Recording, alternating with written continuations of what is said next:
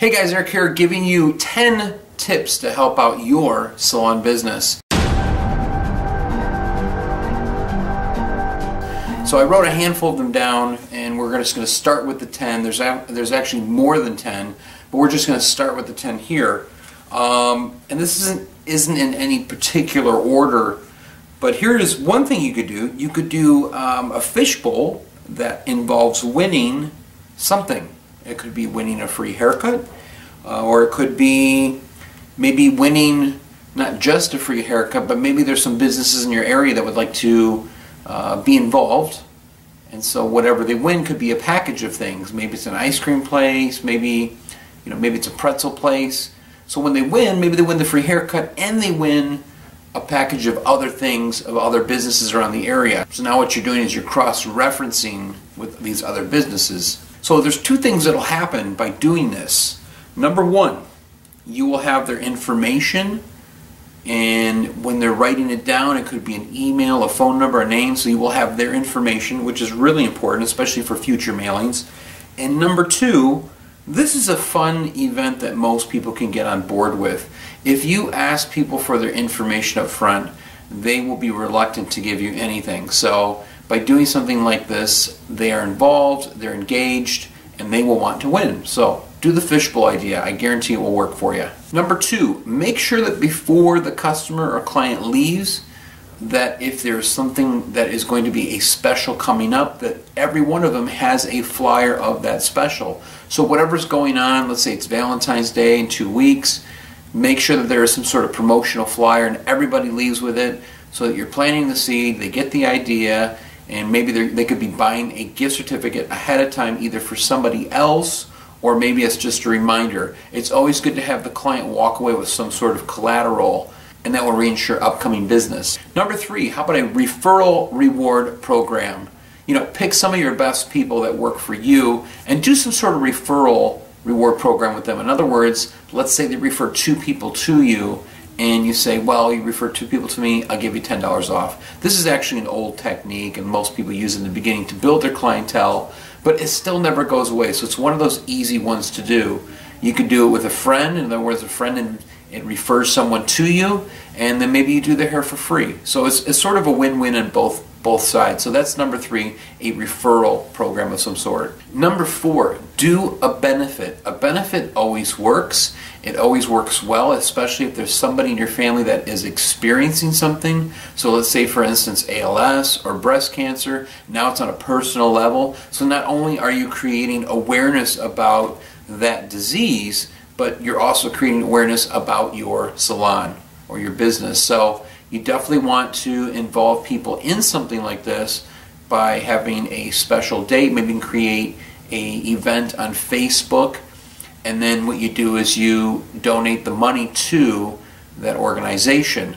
You pick a day out, you pick a time, and now again you're creating a lot of buzz about what's going on in the community, what's going on at your shop. So this will, in a sense, be great PR for your place. So do a benefit. Have people do written testimonies. A written testimony always works out really well. People will drop names on Facebook. They'll say, so-and-so did my hair.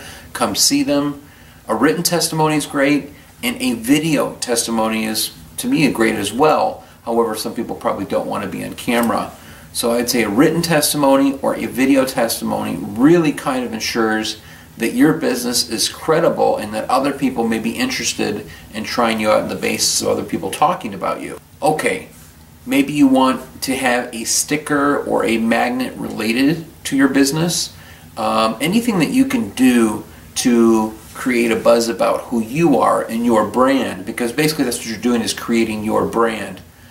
So whatever salon you work for, or hair, like a barber shop, even for instance, if your name was Cindy, you could say, Cindy at, so-and-so shop. And that could be on the sticker, that could be on a magnet, whatever it takes to get you out there, because in a sense, you will always be branding yourself. And people will look at that as credibility as well. So when you're on the side of a car door, as a car magnet or a sticker in the back of a car, it's great advertisement. You can mail a welcome packet to, like a senior center or apartments, talk about your services. You can create your brand bigger that way, because now you're inviting them to a place to go to get their hair done.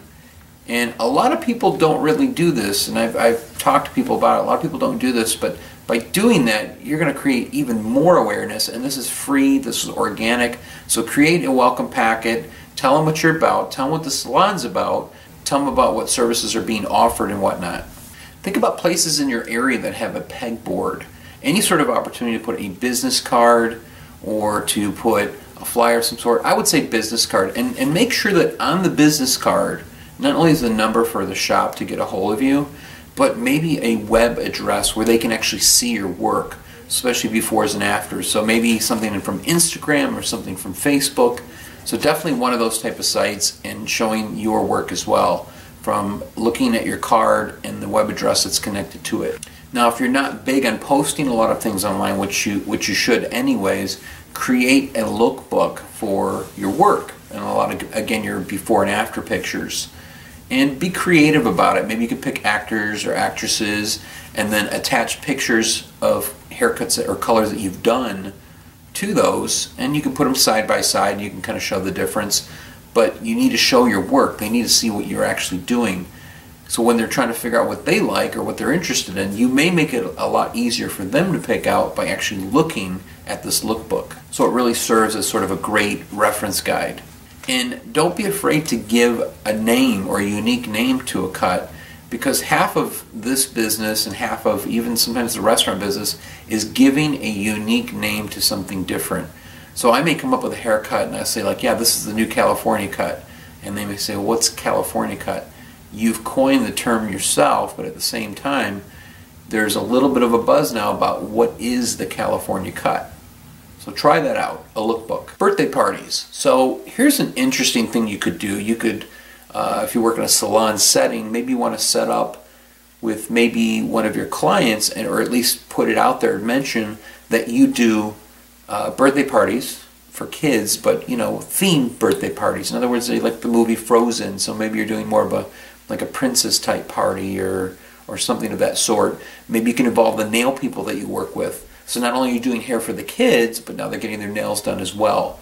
This is great because this is fun for everybody. This is fun for the parent, and this is fun for the kid, and this will ensure that your business will grow actually at a faster rate by doing more different things like this, delivering the unexpected. So try out the birthday party thing.